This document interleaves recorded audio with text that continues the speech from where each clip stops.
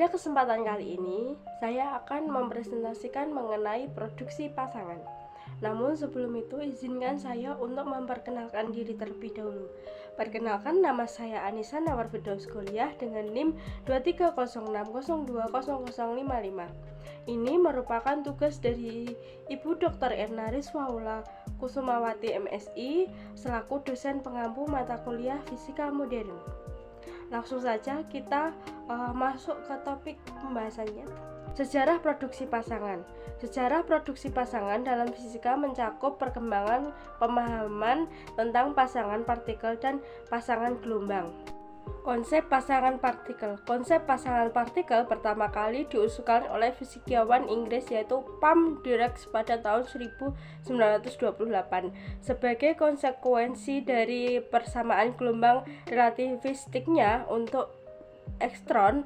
Persamaan Dirac menunjukkan bahwa ada dua solusi untuk fungsi gelombang elektron, satu untuk energi positif dan satu untuk energi negatif. Solusi energi negatif ditafsirkan sebagai wakil anti-elektron atau positron. Teori mekanika kuantum Dirac menunjukkan bahwa semua partikel memiliki antipartikel terkait dan antipartikelnya bertemu, mereka dapat memusnahkan satu sama lain, melepaskan ledakan energi.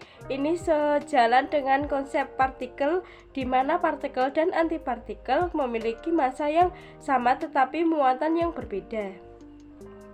Yang kedua yaitu eksperimen positron. Produksi pasangan pertama kali diamati secara eksperimen pada tahun 1932 oleh fisikawan Amerika yaitu Corrado Anderson dan Seth Nedermeyer. Anderson dan Nedermeyer sedang mempelajari sinar kosmik ketika mereka mengamati jejak di ruang awam yang tidak dapat dijelaskan oleh partikel yang diketahui. Mereka akhirnya menyimpulkan bahwa jejak itu disebabkan oleh elektron dan positron yang diciptakan oleh produksi pasangan. Eksperimen ini dilakukan di Laboratorium Teknik California. Eksperimen positron merupakan terobosan besar dalam fisika dan membantu memperkuat teori mekanika kuantum. Eksperimen tersebut juga membuka jalan bagi eksperimen masa depan yang mengarah pada pemahaman yang lebih dalam tentang alam semesta. Beberapa temuan kunci dari percobaan positron yaitu produksi pasangan adalah fenomena nyata. Positron memiliki massa yang sama dengan elektron tetapi muatan berlawanan. Produksi pasangan hanya dapat terjadi ketika energi foton setidaknya 2 kali energi massa sisa elektron dan positron. Yang ketiga yaitu konsep pasangan gelombang. Konsep pasangan gelombang berkaitan dengan interferensi gelombang. Ketika dua gelombang dengan amplitudo yang sama tetapi frekuensi yang berbeda bergerak dalam arah yang berlawanan, mereka dapat berinterferensi. Pada titik-titik tertentu, gelombang-gelombang ini dapat saling memadatkan atau interferensi konstruktif atau saling menghilangkan interferensi destruktif. Ini disebut pasangan gelombang karena mereka bergerak dalam satu arah yang berlawanan dan menciptakan pola interferensi khas tertentu ketika bertemu. Foton adalah partikel elementer dalam fenomena elektromagnetik. Biasanya foton dianggap sebagai pembawa radiasi elektromagnetik seperti cahaya, gelombang radio, sinar X. Partikel foton tidak memiliki massa seperti elektron sehingga dapat merambat dengan kecepatan cahaya termasuk dalam ruang hampa. Lalu memahami arti produksi pasangan. Produksi pasangan adalah proses yang dapat terjadi apabila foton menumbuh atom di mana seluruh energi foton hilang. Dalam proses ini dua partikel terciptakan yakni sebuah elektron dan sebuah positron.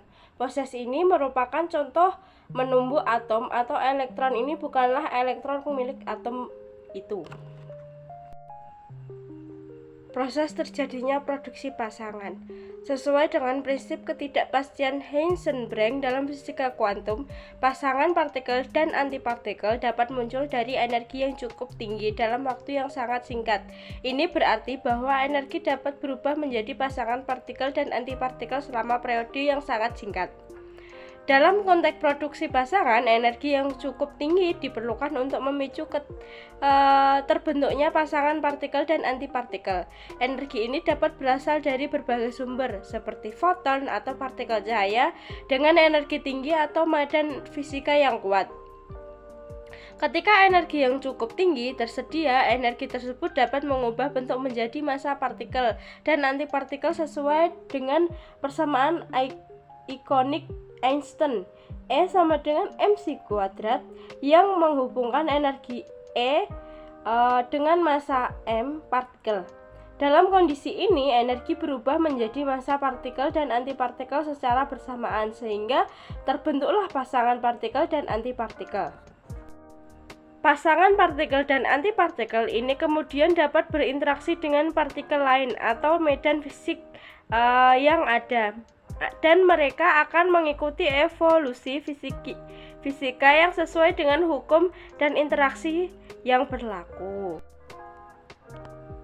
Proses elektron dan positron pada produksi pasangan. Pada produksi pasangan, bila sebuah foton dengan frekuensi tinggi mendekati inti atom berat, maka foton tersebut lenyap dan menjelma menjadi sebuah elektron dan positron atau elektron positif. Jadi ada perubahan energi elektromagnetik menjadi energi diam. HV sama dengan negatif E plus positif E, di mana negatif E sama dengan muatan elektron dan positif E sama dengan positron. Jumlah muatan elektron atau negatif E dan positron atau positif E adalah 0.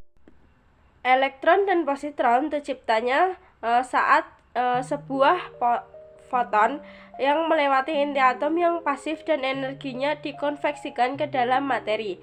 Kehadiran inti atom diperlukan sehingga hukum kekekalan momentum dapat terpenuhi. Elektronnya tercipta sendiri, bukan milik, atau lalu muncullah positron dan elektron dari ketidakan.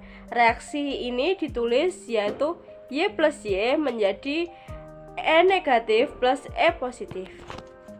Karena foton berubah menjadi elektron dan positron, maka dengan sendirinya foton yang ditembakkan harus mempunyai energi tinggi dari 1,02 MeV. Setelah terjadi produk pasangan ini, maka mengalami penurunan intensitas. Perubahan ini tergantung dari sifat dan tebal bahan dengan analisis sebagai berikut. XDI sama dengan negatif KID, DI sama dengan negatif KIDX, I sama dengan I0 E negatif KX, di mana I0 sama dengan intensitas awal foton, I sama dengan intensitas setelah menembus bahan tebal X sama dengan tebal bahan, dan K sama dengan tetapan absorpsi bahan terhadap foton tertentu. Berarti selama perjalanan dalam media energinya turun secara eksponensial apabila tebal media X dipilih sedemikian rupa sehingga intensitasnya tinggi separuh, yaitu maka tebal ini disebut tebal lapisan separuh harga atau half flue layer atau HVL. Teori ini banyak digunakan dalam perhitungan perlindungan radiasi. Manfaat produksi pasangan dalam brachytherapy.